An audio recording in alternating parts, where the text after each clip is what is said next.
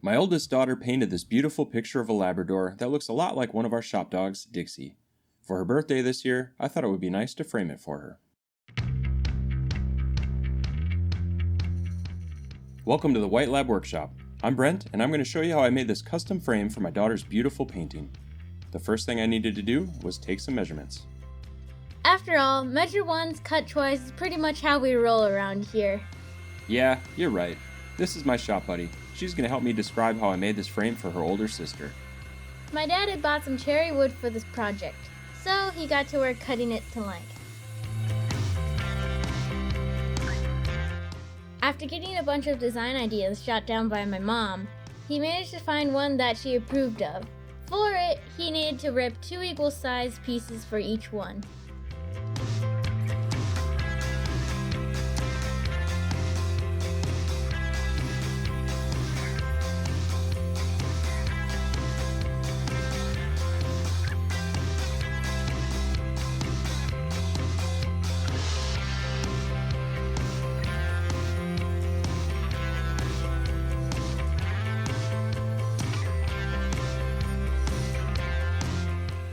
The idea was to join 2 pieces for each side at 90 degrees.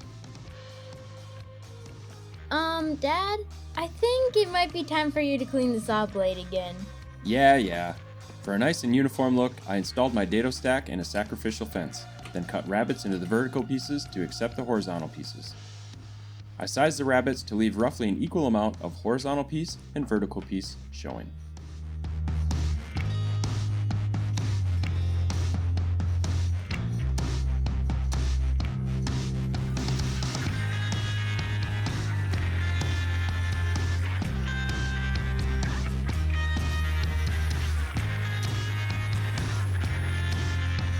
He cleaned up the rabbits with a chisel.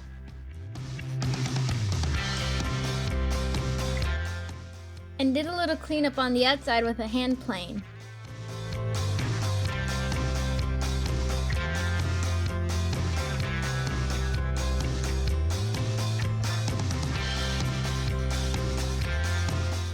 While I had the dado stack on, I cut rabbets in the horizontal pieces to accept the picture and the backer. A little glue and some clamps to join them together.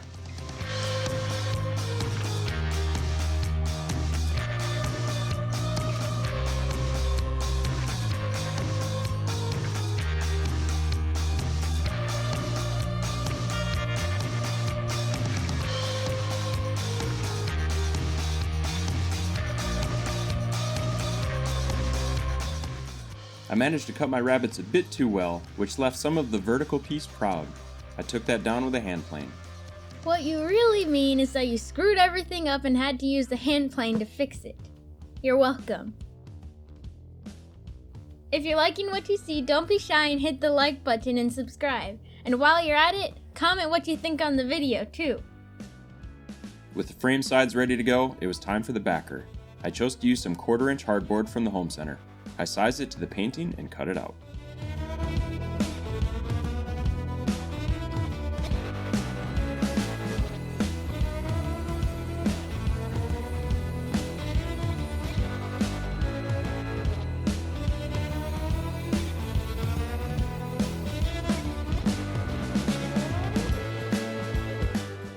Now that the backer board is sized, he will be able to start cutting the miters. He used his super handy dandy miter sled for this because it makes perfect miters every time. If you want to make one of your own, check out our video to see how he made ours. We'll leave a link in the description below. HTTP. Oh. Got it. I first cut all the miters on the left side of the sled, since those didn't need to be measured yet. For the cuts on the right side, I used the backer board to measure. It's important to remember here that the backer board will be recessed in a rabbet, so be sure to measure relative to where the backer board fits into the rabbet and not just the inside of the miter itself.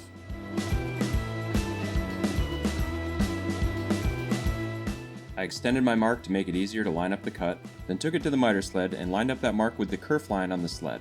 Again, the cut I'm making is where the end of the backer board will sit within the rabbet.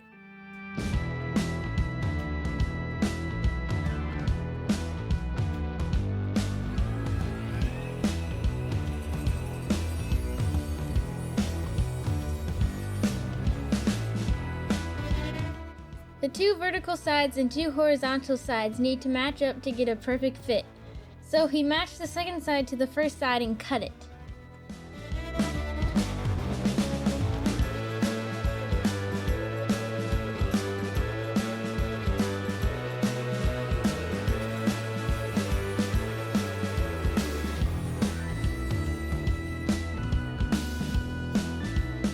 Then I followed the same process of fitting the backer board in the rabbet, marking the end of the backer board, and cutting to that mark within the rabbet for the vertical piece, then matching the opposite side.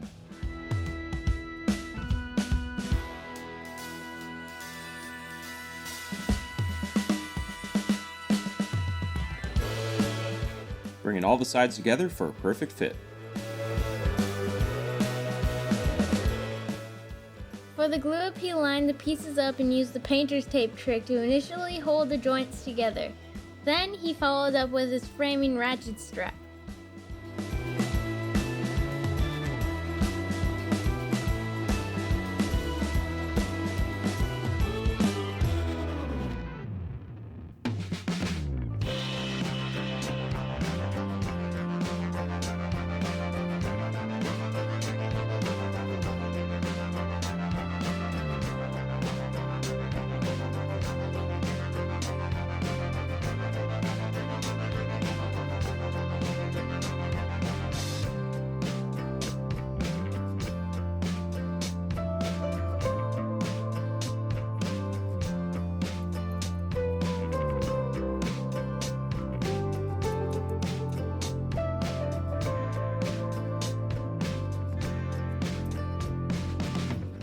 To strengthen the joints and add a little visual flair, I opted to cut slots for 2 splines in each corner. My spline jig worked perfectly for this. I made this spline jig for a keepsake box project I made for my parents and have used it several times since. I'll link the video in the description so you can see how I did it.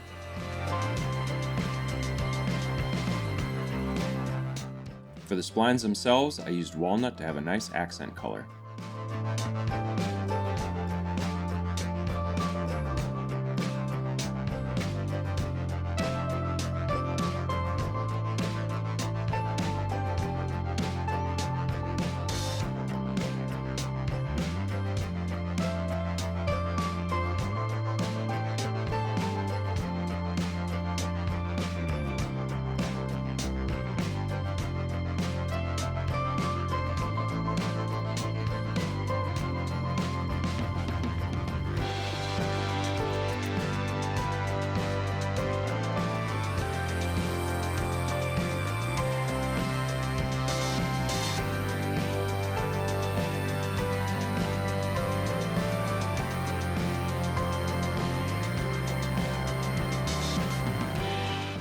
As a finish, I chose shellac because it brings out the wood's natural beauty without yellowing over time.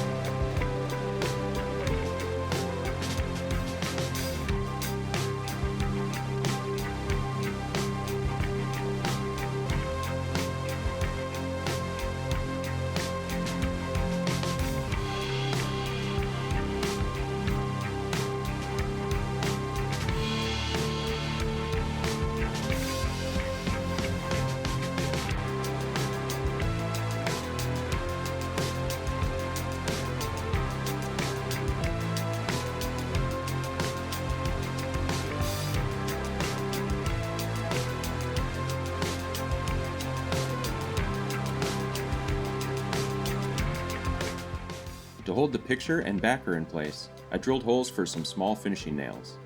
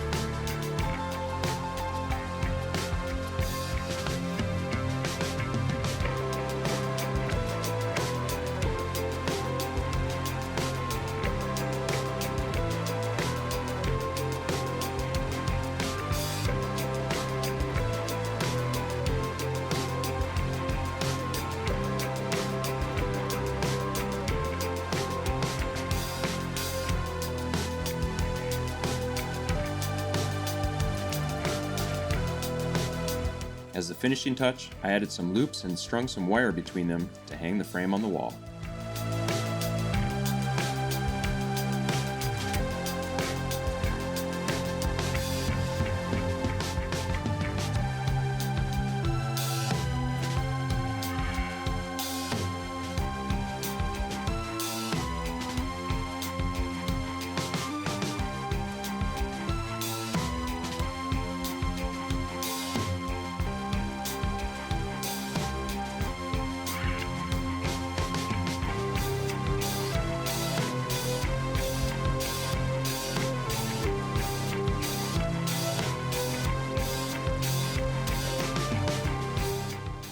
And here we are with the finished product. My sister was very excited to see her painting ready for display. And I was very excited to give her a frame for it that I had made myself.